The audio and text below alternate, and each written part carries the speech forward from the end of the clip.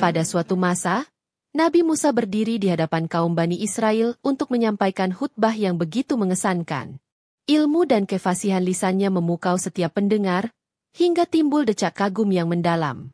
Setelah khutbah usai, seorang dari kaumnya bertanya, "Wahai Kalimullah, orang yang diajak bicara langsung oleh Allah, siapakah manusia yang paling alim, berilmu, di muka bumi ini?" Tanpa berpikir panjang, dengan keyakinan akan luasnya pengetahuan wahyu yang telah diterimanya, Nabi Musa menjawab, "Akulah orangnya." Jawaban ini, meskipun berdasarkan fakta bahwa ia adalah seorang nabi besar yang menerima Taurat, mengandung sebersih terasa bahwa tidak ada yang melebihinya dalam hal ilmu. Allah yang Maha Mengetahui tidak ridho dengan jawaban Nabi Musa yang menyiratkan tidak adanya sosok lain yang lebih berilmu. Seketika itu juga, Allah menurunkan wahyu kepada Nabi Musa, menegurnya dengan lembut namun tegas. Allah memberitahukan bahwa ada seorang hambanya yang lain, yang dianugerahi ilmu khusus dari sisinya, ilmu yang bahkan tidak dimiliki oleh Nabi Musa. Hamba tersebut bernama Khidir, dan ia berada di suatu tempat yang disebut Majma'al Bahrain, atau pertemuan dua lautan. Teguran ini menyadarkan Nabi Musa akan keterbatasan ilmunya sebagai manusia, meskipun ia seorang nabi. Ia menyadari bahwa di atas langit masih ada langit, dan ilmu Allah begitu luas tak terhingga. Rasa ingin tahu dan semangat untuk belajar yang tinggi segera berkobar dalam dirinya.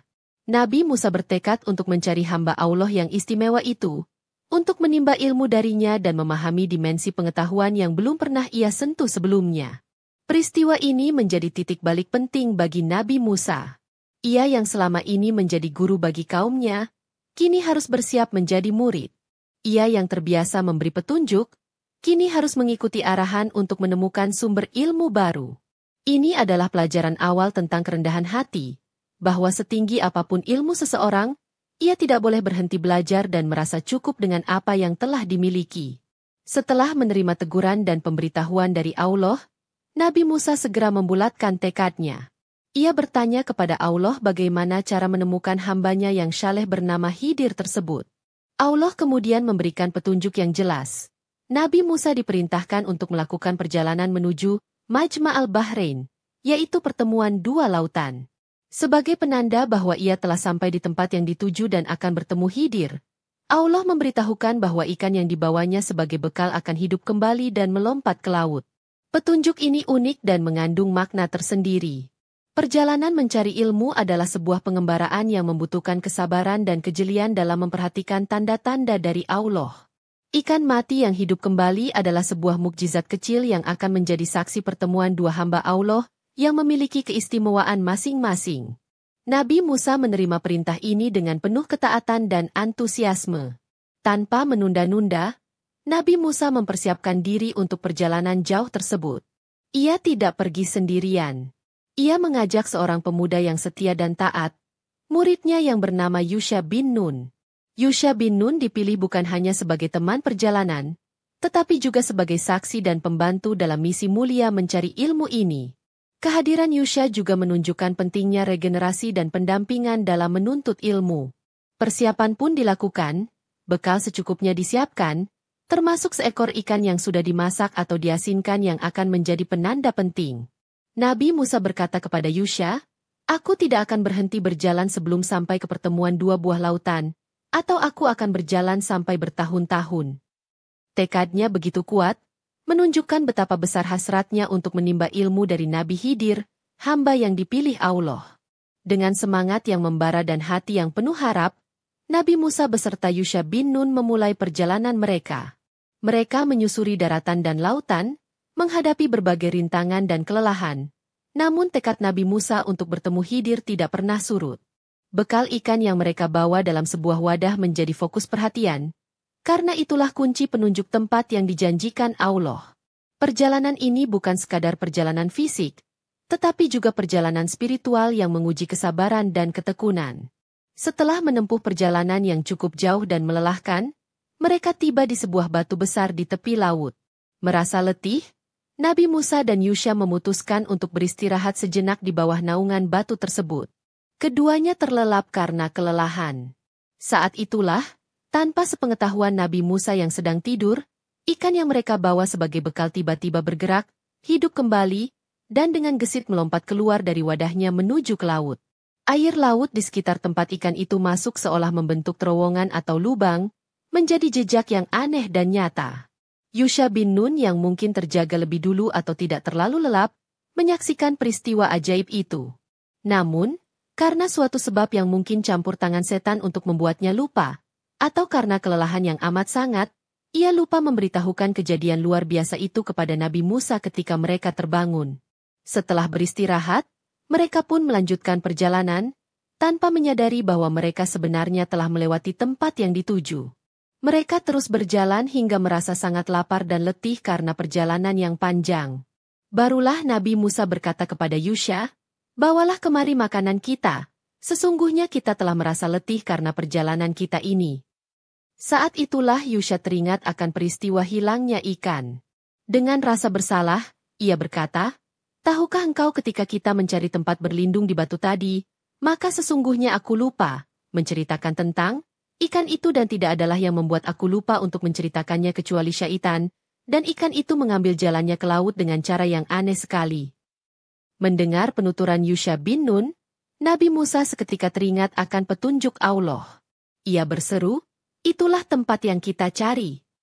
Tanpa membuang waktu, mereka berdua segera kembali menyusuri jejak langkah mereka, kembali ke tempat di mana ikan itu menghilang. Kegembiraan dan harapan kembali menyelimuti hati Nabi Musa, karena ia tahu pertemuannya dengan hamba Allah yang istimewa itu sudah sangat dekat.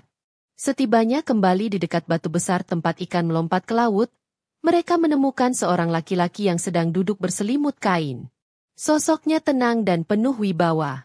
Itulah Nabi Khidir, hamba yang telah diberitahukan oleh Allah. Nabi Musa dengan penuh hormat memberi salam kepadanya. Nabi Khidir menjawab salamnya dan bertanya dengan sedikit keheranan, "Bagaimana mungkin ada salam di negerimu ini?" Mungkin maksudnya adalah salam cara Nabi Musa jarang dikenal di tempat itu, atau ini adalah cara Khidir menguji. Nabi Musa memperkenalkan dirinya, "Aku adalah Musa." Nabi Khidir bertanya lagi, "Musa dari Bani Israel?" Nabi Musa menjawab, "Benar." Kemudian, dengan kerendahan hati seorang pencari ilmu, Nabi Musa menyampaikan maksud kedatangannya, "Bolehkah aku mengikutimu supaya kamu mengajarkan kepadaku ilmu yang benar di antara ilmu-ilmu yang telah diajarkan kepadamu?" Ini adalah permintaan tulus dari seorang nabi besar kepada hamba Allah lainnya untuk menjadi murid. Nabi Khidir, dengan ilmu laduni yang dianugerahkan Allah kepadanya, mengetahui bahwa Nabi Musa tidak akan sanggup bersabar atas tindakan-tindakan yang akan dilihatnya. Ia berkata, "Sesungguhnya kamu sekali-kali tidak akan sanggup sabar bersamaku. Dan bagaimana kamu dapat sabar atas sesuatu yang kamu belum mempunyai pengetahuan yang cukup tentang hal itu?" Namun, Nabi Musa bersikeras dan berjanji, "Insya Allah, jika Allah menghendaki, kamu akan mendapatiku sebagai seorang yang sabar, dan aku tidak akan menentangmu dalam sesuatu urusan pun." Akhirnya, Nabi Khidir setuju dengan satu syarat tegas. "Jika kamu mengikutiku, maka janganlah kamu menanyakan kepadaku tentang sesuatu apapun, sampai aku sendiri menerangkannya kepadamu." Nabi Musa pun menyanggupi syarat tersebut, dan dimulailah perjalanan ilmu yang penuh ujian. Perjalanan ilmu Nabi Musa bersama Nabi Khidir pun dimulai. Mereka berjalan menyusuri pantai hingga menemukan sebuah perahu yang akan menyeberang. Para pemilik perahu tersebut mengenali Nabi Khidir sebagai orang baik, sehingga mereka mempersilakan keduanya naik tanpa meminta bayaran. Ini adalah kemudahan pertama yang mereka dapatkan, sebuah bentuk pertolongan dari Allah dalam perjalanan menuntut ilmu.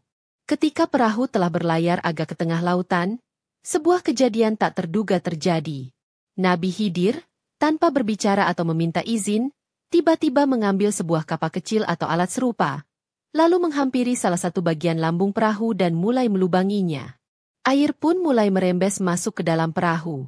Tindakan ini tentu saja sangat mengejutkan dan tampak merugikan bagi para pemilik perahu yang telah berbaik hati kepada mereka.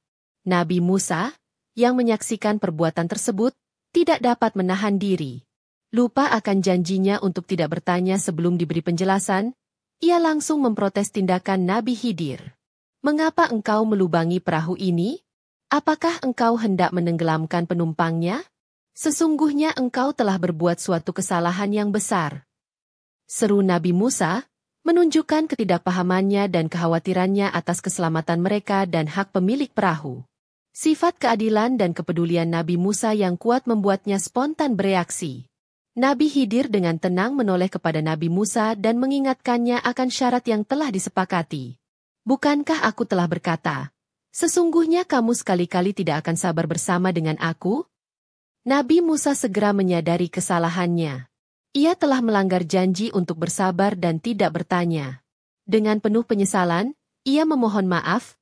Janganlah engkau menghukum aku karena kelupaanku dan janganlah engkau membebani aku dengan sesuatu kesulitan dalam urusanku. Nabi Khidir menerima permintaan maafnya, dan perjalanan pun dilanjutkan. Namun ujian kesabaran bagi Nabi Musa baru saja dimulai. Setelah peristiwa perahu yang dilubangi, Nabi Musa dan Nabi Khidir melanjutkan perjalanan mereka. Mereka turun dari perahu dan berjalan kaki. Di tengah perjalanan, mereka melewati sekelompok anak-anak yang sedang bermain dengan riang gembira. Suasana keceriaan anak-anak itu kontras dengan apa yang akan terjadi selanjutnya.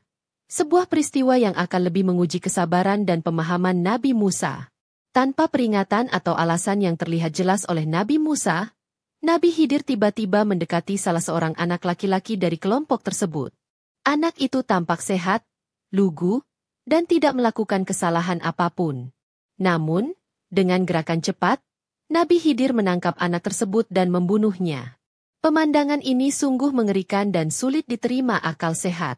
Seorang anak yang tidak berdosa dibunuh begitu saja di depan mata. Nabi Musa, yang memiliki jiwa penuh kasih dan menjunjung tinggi nilai kehidupan, kembali tidak dapat menahan dirinya. Janjinya untuk bersabar kembali terlupakan oleh kengerian dan ketidakadilan yang ia saksikan. Ia berseru dengan nada yang lebih keras dari sebelumnya, "Mengapa engkau membunuh jiwa yang bersih? Bukan karena ia membunuh orang lain? Sesungguhnya engkau telah melakukan sesuatu perbuatan yang mungkar, keji." Kemarahan dan ketidakmengertian Nabi Musa mencapai puncaknya. Bagaimana mungkin seorang hamba Allah yang alim melakukan tindakan sekeji itu? Nabi Khidir kembali menatap Nabi Musa dengan tenang, namun kali ini dengan nada yang lebih tegas. "Bukankah sudah kukatakan kepadamu, bahwa sesungguhnya kamu tidak akan dapat sabar bersamaku?" Kali ini, teguran Nabi Khidir terasa lebih menusuk, karena ini adalah pelanggaran janji yang kedua kalinya.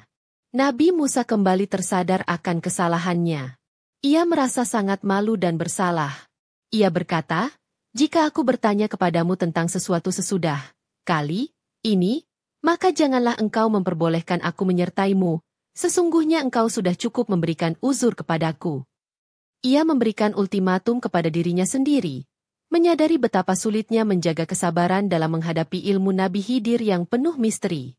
Meskipun telah diberi kesempatan terakhir, perjalanan Nabi Musa dan Nabi Khidir dilanjutkan. Mereka tiba di sebuah negeri yang penduduknya terkenal pelit dan tidak ramah terhadap tamu. Setelah perjalanan panjang yang melelahkan dan perbekalan yang mungkin menipis, keduanya merasakan lapar dan haus. Mereka mencoba meminta makanan atau jamuan dari penduduk negeri tersebut, namun tak seorang pun yang bersedia memberikan bantuan. Mereka ditolak dengan kasar dan diabaikan.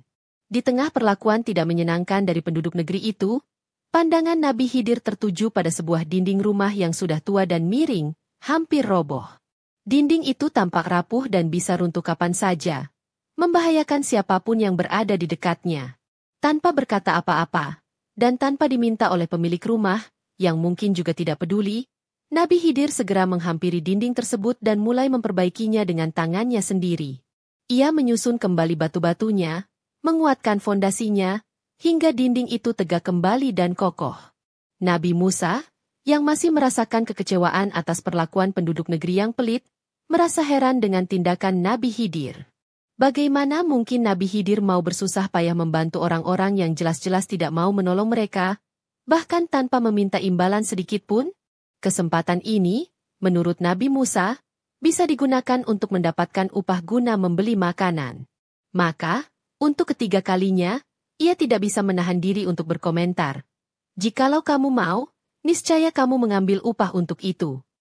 Meskipun bukan pertanyaan langsung, Ini adalah bentuk ketidaksetujuan dan saran yang menyeratkan keraguan atas tindakan Nabi Khidir. Mendengar ucapan Nabi Musa, Nabi Khidir menyadari bahwa batas kesabaran Nabi Musa benar-benar telah habis, dan janji yang telah diucapkan sebelumnya harus ditepati. Dengan tenang namun tegas, Nabi Khidir berkata, "Inilah perpisahan antara aku dengan kamu." Ia kemudian melanjutkan, "Aku akan memberitahukan kepadamu penjelasan perbuatan-perbuatan yang kamu tidak dapat sabar terhadapnya." Saatnya telah tiba bagi Nabi Musa untuk menerima penjelasan atas semua peristiwa misterius yang telah ia saksikan selama perjalanan bersama Nabi Khidir. Nabi Khidir kemudian mulai menjelaskan hikmah di balik ketiga tindakannya yang telah membuat Nabi Musa begitu gelisah dan tidak sabar. Pertama, mengenai perahu yang dilubangi, Nabi Khidir menjelaskan, "Adapun perahu itu adalah kepunyaan orang-orang miskin yang bekerja di laut, dan aku bertujuan merusakkan perahu itu, karena di hadapan mereka ada seorang raja yang merampas tiap-tiap perahu yang baik secara paksa. Dengan melubangi perahu itu sedikit, perahu tersebut akan terlihat cacat dan tidak menarik bagi raja yang zalim, sehingga para pemiliknya yang miskin tetap dapat memiliki mata pencaharian mereka. Ini adalah tindakan yang lahirnya tampak merusak, namun batinnya mengandung penyelamatan."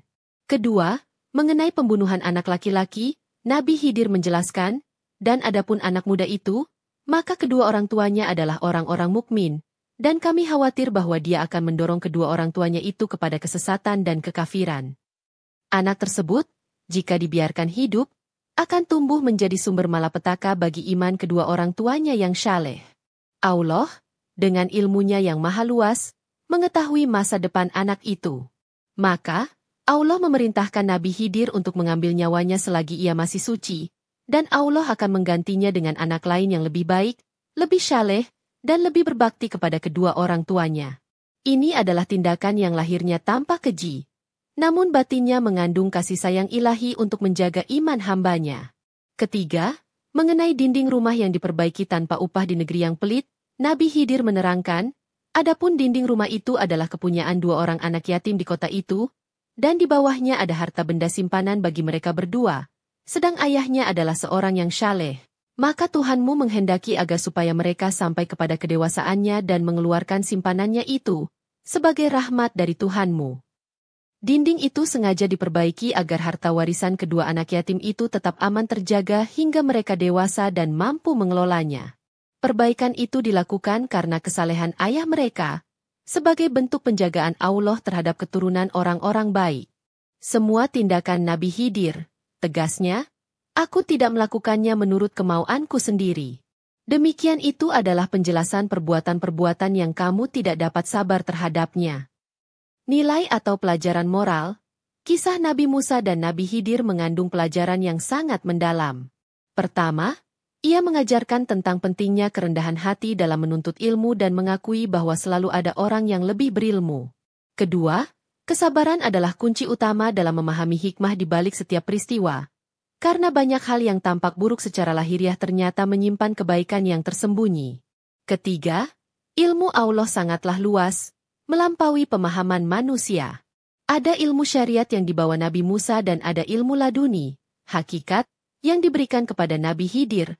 Keduanya berasal dari Allah dan saling melengkapi. Keempat, kita harus berbaik sangka kepada ketetapan Allah, karena setiap keputusannya pasti mengandung rahmat dan keadilan, meskipun terkadang sulit dipahami oleh akal kita yang terbatas. Kisah ini juga menekankan bahwa tindakan seseorang tidak boleh dinilai hanya dari aspek lahiriahnya saja, karena bisa jadi ada tujuan mulia yang tersembunyi di baliknya, yang hanya diketahui oleh Allah dan hamba-hamba pilihannya. Demikianlah kisah ini diceritakan, segala kebenaran detailnya kita kembalikan kepada Allah, Tuhan pemilik kisah kehidupan.